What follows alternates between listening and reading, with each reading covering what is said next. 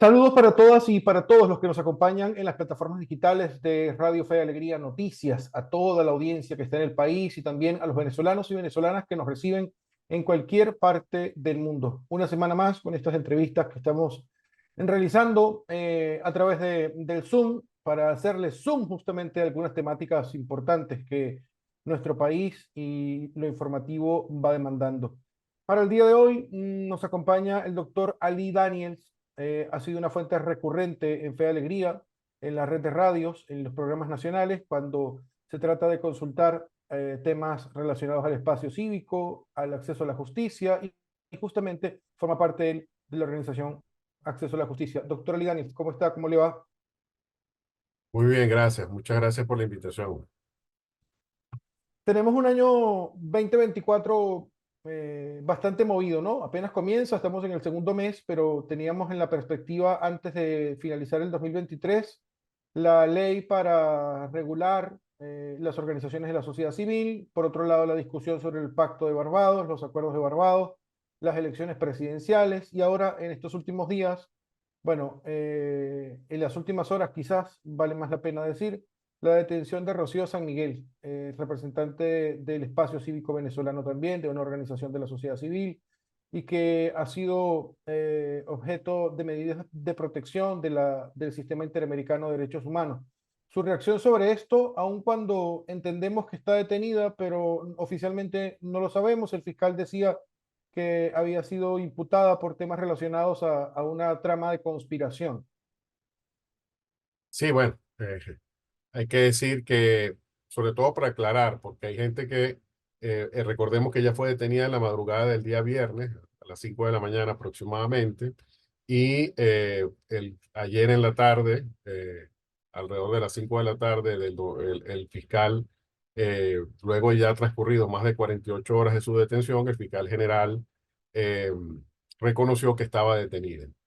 Y a partir de ahí hay personas de buena fe que han creído que ya con eso se elimina la figura de la desaparición forzada. Hay que aclarar que esto no es así, porque en la declaración del fiscal no se dijo ni dónde está, ni qué órgano de seguridad del Estado lo tiene, y más importante, no se le ha dado acceso ni a sus familiares ni a sus abogados a comunicarse con él. Entonces, esto hace que siga, que continúe la desaparición forzosa. Ya tiene más de 60 horas a estos momentos sin que se sepa dónde está.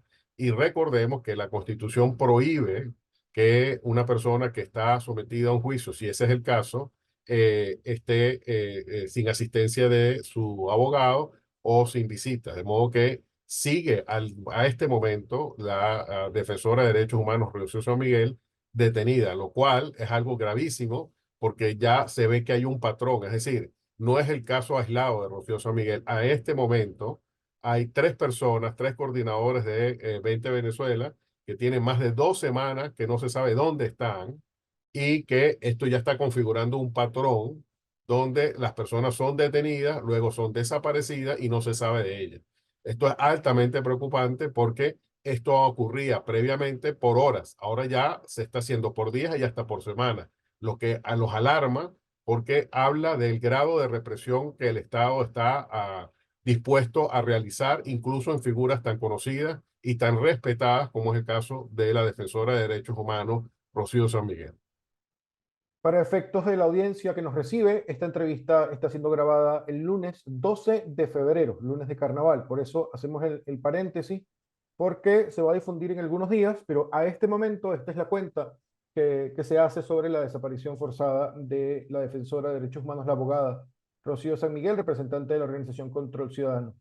Y estamos nosotros dialogando con Ali Daniels, él es abogado, egresado de la Universidad Católica, forma parte de Acceso a la Justicia, y la pregunta que le quiero hacer es la siguiente. Esto, en el entendido venezolano, la detención de Rocío San Miguel es un mensaje a García, como decimos popularmente. Sí, lamentablemente creemos así. Bueno, en primer lugar hay que ver otro patrón. Primero que se están generando conspiraciones y yo sinceramente ejerzo mi derecho a no creer en conspiraciones hasta que no se vean pruebas de la misma y lamentablemente las únicas supuestas pruebas que se han dado de este montón de conspiraciones, que hasta ahora van 5, es que alguien dijo que. Entonces, una persona que nadie sabe de dónde salió, una persona que nadie conoce y que no sabe en qué contexto dice lo que dice, es que yo creo que, o a mí me dijeron que esta persona está involucrada en esto. Y a partir de ahí, a partir de esa afirmación, se imputan y se priva de libertad a varias personas que incluso ni siquiera se conocen entre sí. Entonces, lo digo porque en el caso de Rocío está apareciendo lo mismo, es decir, porque alguien la mencionó en alguna declaración que uno no sabe en qué contexto se presentó esa declaración, ahora resulta que está involucrada en un supuesto plan magnicidio.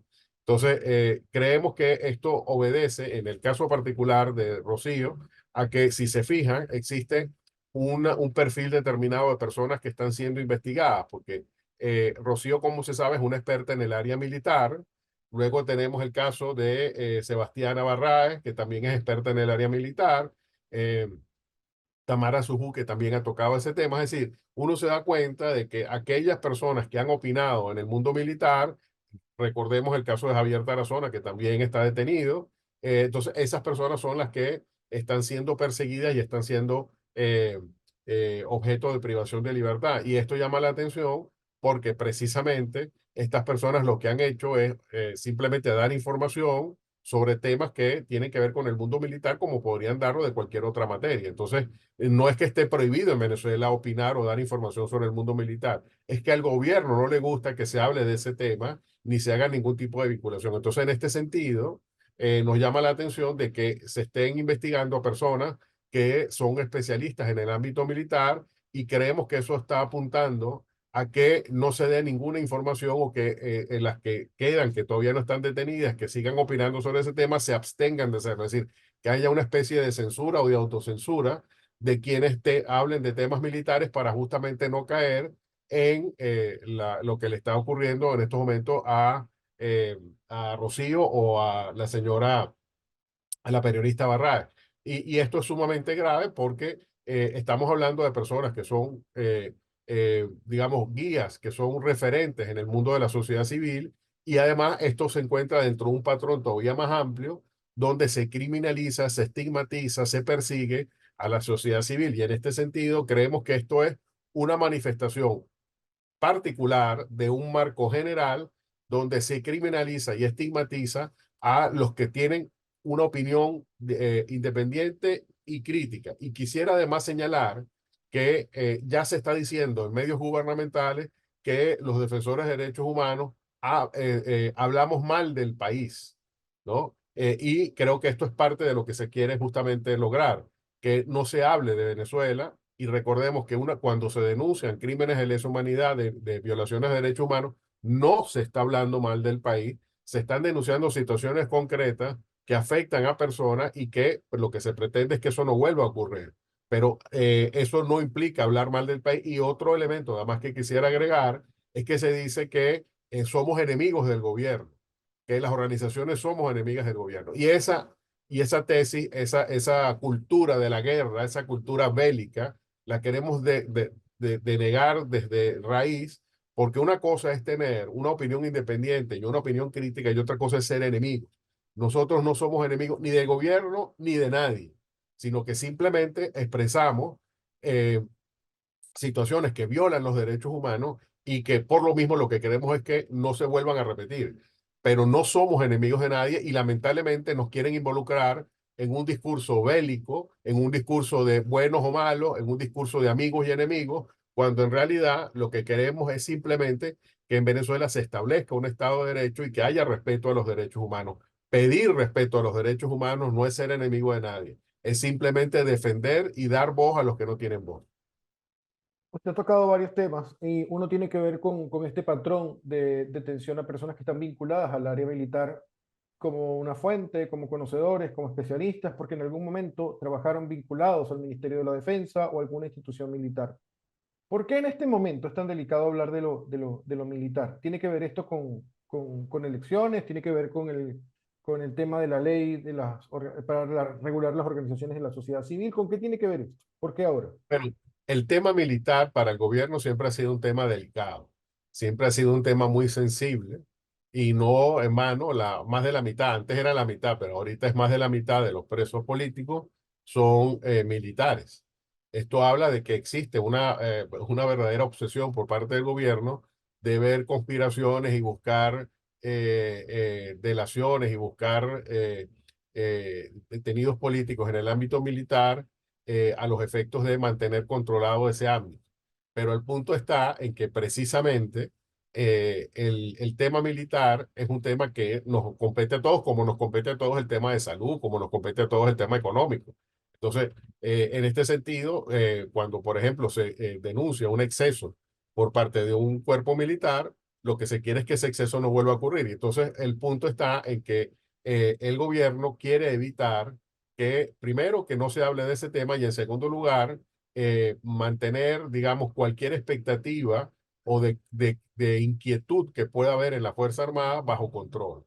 Y evidentemente eso es un tema que no le compete a la sociedad civil. La sociedad civil lo que se limita es a describir situaciones que pueden estar violando derechos humanos y situaciones donde la institucionalidad está comprometida. Pero lo que ocurre adentro de la institución armada, por supuesto, ahí nosotros no tenemos absolutamente nada que ver. Pero el gobierno, en su obsesión por ver constantemente conspiraciones, lo que está haciendo es mezclar cosas y creer que hay una especie como de instigación por parte de la sociedad civil al mundo militar, cosa que por supuesto no tiene ningún sentido, no tiene ninguna, además no tiene ninguna racionalidad, porque precisamente si ha habido una parte de la sociedad que ha sido crítica con el estamento militar exigiendo el respeto de los derechos humanos, ha sido justa y precisamente la de la sociedad civil. De modo que hacer una vinculación sobre supuestas conspiraciones y supuestas instigaciones por parte de la sociedad civil al estamento militar no tiene ningún sentido, salvo que se quiera callar a quienes tienen algún conocimiento sobre el área. Y esto creo que es parte de lo que se está buscando, el estamento militar sea solamente del control del Estado y nadie puede opinar ni decir nada fuera de él. Hay un tema que comenzamos el año en Venezuela con él, es la iniciativa de la Asamblea Nacional de generar una ley, de crear un instrumento legal. Entiendo por varias consultas que ya se han hecho que existe todo un conjunto de normas para regular la actividad de las organizaciones de la sociedad civil en el país. Sin embargo, está la propuesta de una nueva ley. Esto de Rocío San Miguel, esto del tema militar, tendrá que ver también con lo que se ha propuesto el poder legislativo o el poder ejecutivo o el gobierno para con las organizaciones de la sociedad civil. Tiene que ver esto como, Todo está vinculado porque, bueno, como ya se ha visto, este es un año particularmente complicado para el gobierno, es un año electoral, es un año donde las voces disidentes siempre molestamos, las voces críticas siempre molestamos, en un año electoral molestamos más todavía, porque justamente decimos información que al gobierno no le gusta que se diga, ¿no? Entonces estamos en un país donde existe tortura, donde existen detenciones arbitrarias, donde hay ejecuciones extrajudiciales, donde se cometen crímenes de lesa humanidad, y no lo digo yo, lo dice la defensora de víctimas de la Corte Penal Internacional, que en la audiencia de noviembre del año pasado dijo, en Venezuela se están cometiendo en estos momentos crímenes de lesa humanidad. Entonces, claro, este tipo de cosas molestan, por no hablar, y yo quisiera hacer este énfasis, ¿no? Porque hay gente que dice, bueno, pero eso solamente afecta a organizaciones que denuncian violaciones de derechos humanos como Provea. No es así, porque hay organizaciones que no tienen ningún matiz político, como organizaciones que trabajan temas, por ejemplo, de desnutrición infantil, que lo que hacen es tener programas justamente para combatir la desnutrición, pero, por ejemplo, al combatir la desnutrición tienen datos y pueden decir que en Venezuela la desnutrición es mucho más grande que la del gobierno dice o tiene unas características peores que las que el gobierno reconoce o simplemente da información, porque a veces sobre esos temas el gobierno ni siquiera da información. Entonces, el hecho de que trabajes temas de salud que puedan molestar, como este que acabo de decir de la desnutrición infantil, hace que las organizaciones sean vistas como organizaciones que no son bienvenidas.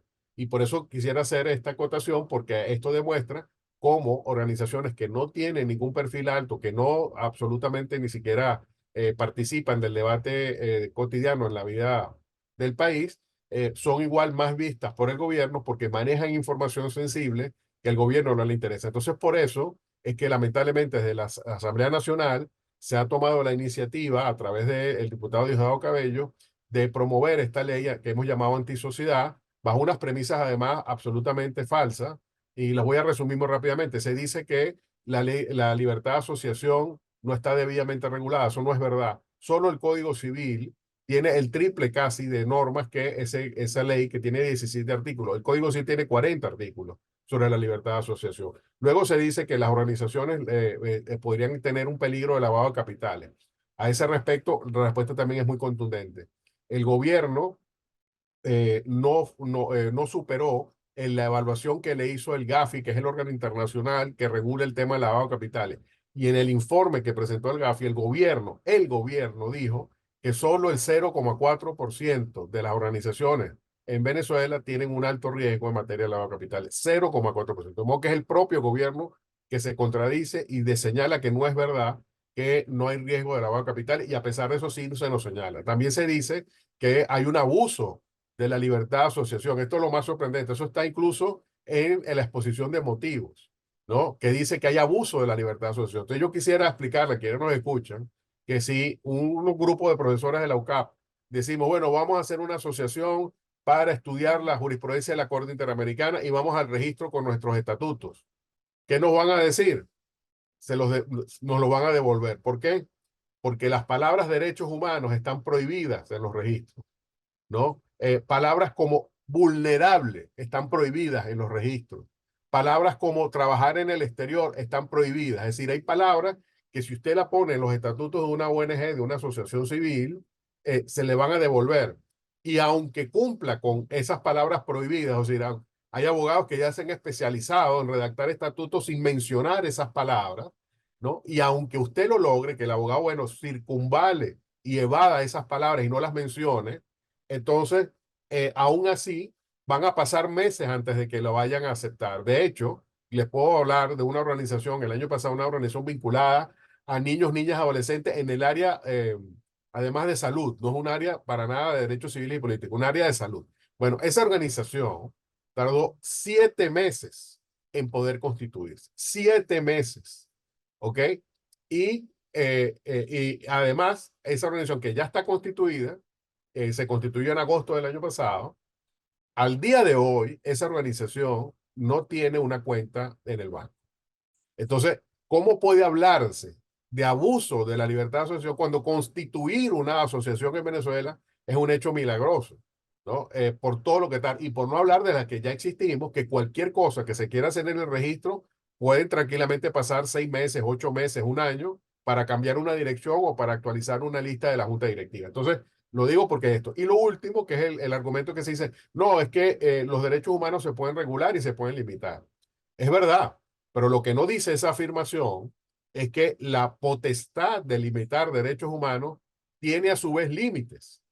Y lo que no puede ocurrir, como ocurre con la ley antisociedad, el proyecto de ley antisociedad, es que se impida el ejercicio del derecho, porque al final es lo que hace la ley, impedir el ejercicio del derecho a tal punto que hace de imposible su ejercicio. Y eso es lo que estamos denunciando. No estamos denunciando que nos pongan un registro más. Lo que estamos denunciando es que se impide el ejercicio de la libertad de asociación, porque la libertad de asociación es lo que permite que haya tejido social, que haya organización social, que haya conciencia ciudadana. Y eso es a lo que lamentablemente más le teme el gobierno. Y en principio, esto que usted menciona, son elementos básicos en una democracia. Al final del día, un Estado democrático, libertad de información, libertad de expresión, libertad de asociación, la libertad de ser y de hacer. ¿Qué se puede hacer ante este contexto desde la sociedad civil y qué cosas desde la comunidad internacional se plantean para tratar de proteger a los defensores en Venezuela, a los activistas en Venezuela? Bueno, en primer lugar, esparcir la información, porque lamentablemente, salvo honrosísimas excepciones, como el caso de Fe y Alegría, este tipo de informaciones está censurada o autocensurada en medios. Por ejemplo, le puedo comentar que además de Fe y Alegría, solamente otra emisora a nivel nacional nos ha entrevistado sobre este tema, lo que pone de manifiesto cómo la censura en Venezuela opera. Pero del mismo modo, también quisiera señalar que los ciudadanos pueden ayudar justamente haciéndole retweet, uniéndose a las campañas que se están haciendo de concientización para que la gente se entere. Porque, por ejemplo, Te voy a poner un caso de las cosas irracionales de la ley para que la gente entienda que, porque si uno dice ONG, para muchos esas tres letras no dicen nada. Pero si yo le digo a la gente Fe y Alegría, si yo le digo a la gente el Rotary Club, si le digo Club de Leones, si le digo Badán, esta fundación que se encarga de dar eh, medicamentos de alto costo para enfermedades crónicas, la gente dice, ah, entonces esto sí me afecta porque no hay venezolano que no haya sido tocado por alguna de estas organizaciones que yo he señalado. Y como ella hay miles, Convitas, Acción Solidaria, miles de otras organizaciones que hacen trabajo valiosísimo y que los venezolanos se han beneficiado de ello. Entonces, cuando tú le dices, mira, eso va a dificultar el trabajo de Acción Solidaria que da medicina, entonces la gente te dice, ah, ok, ya entendí que esto sí me afecta. Entonces, lo primero es entender esto, que sí vamos a estar afectados todos los venezolanos, no solo las ONGs. Y en segundo lugar, luego que se ha entendido esto, mecanismos multiplicadores, de tal modo que en las comunidades se enteren y se unan a las campañas que estamos haciendo las organizaciones y de este modo el gobierno vea que efectivamente la gente está en desacuerdo con que esta ley se apruebe. Incluso esto es tan grave que hay organizaciones no gubernamentales afines al gobierno desde el punto de vista ideológico que están en contra, que han pedido que la ley sea cambiada porque justamente es cosa irracional. Y voy a poner un ejemplo de lo irracional de la ley. Yo conozco una organización que trabaja con nuestros hermanos Guarao. Esa organización tiene su base en Bolívar, en el estado de Bolívar, ahí en San Félix. Yo soy de Puerto Ordaz, en San Félix. Ellos tienen una lanchita porque con los hermanos Guarao hay que trabajar eso, en el río Orinoco. Entonces ellos tienen su kit de medicinas, etcétera. Entonces ellos agarran su lancha, van a San Félix, van y a los que están del lado del estado Bolívar, pues les reparten los kits. Y luego, cuando terminan en el estado Bolívar, agarran, cruzan el río y van al frente a Barrancas del Orinoco y ahí hacen su labor y después agarran al este y en hora y media, dependiendo de la rapidez de la lancha, llegan a los caños del Delta Macuro y ahí hacen lo mismo. Bueno, de acuerdo con la ley, si esa ley se llegase a aprobar, eso no sería posible. ¿Por qué? Porque de acuerdo con la ley, si una organización, como es el caso, está constituida en el Estado Bolívar, solo puede actuar en el Estado Bolívar. Y si quisiera actuar en Monagas, tiene que inscribirse en Monagas. Y si quisiera actuar en el Delta Macuro, tendrá que inscribirse en el Delta Macuro. Si no, corre el riesgo de que le impongan una multa mínima de $3,000. Entonces, claro, hablando, por ejemplo, el caso de Fe y Alegría, entonces Fe y Alegría tendría que inscribirse en los 23 estados del país, ¿no? ¿Qué lógica tiene eso? Además de los costos que supone 23 inscripciones, ¿no? Pero esto justamente habla de la irracionalidad y de cómo con esto se están poniendo vidas en peligro, porque, como digo, esta gente pasa medicina a los hermanos Guarao y el hecho de que tarden meses en inscribirse en un estado y en otro estado puede ser la diferencia entre la vida y la muerte a los que necesitan esas medicinas. Aquí no estamos hablando de detalles ni de cosas leguleyas. Estamos hablando de la vida de la gente que se pone en peligro si este proyecto de ley llega a ser aprobado. Bueno, muchos temas siempre se quedan en el tintero para debatir, pero quería darle las gracias, doctor, por estos minutos a las personas que nos acompañan. Es Ali Daniels, es abogado, es defensor de derechos humanos, forma parte de la organización Acceso a la Justicia y con él temas de coyuntura que hemos hablado, pero también lo que tiene que ver con esta ley que ha sido denominada por la sociedad civil justamente como la ley antisociedad. Muchas gracias por estos minutos. Gracias a usted. Saludos. A usted que nos escucha, a usted que nos acompaña, comparte este video, suscríbase a nuestro canal de Radio Fe de Alegría Noticias, lo va a encontrar acá en la pantalla y en la descripción, por supuesto, puede ir a la secuencia de entrevistas que hemos hecho durante este año en las que les hacemos zoom justamente a temas de la cotidianidad venezolana. Muchas gracias, será hasta la próxima.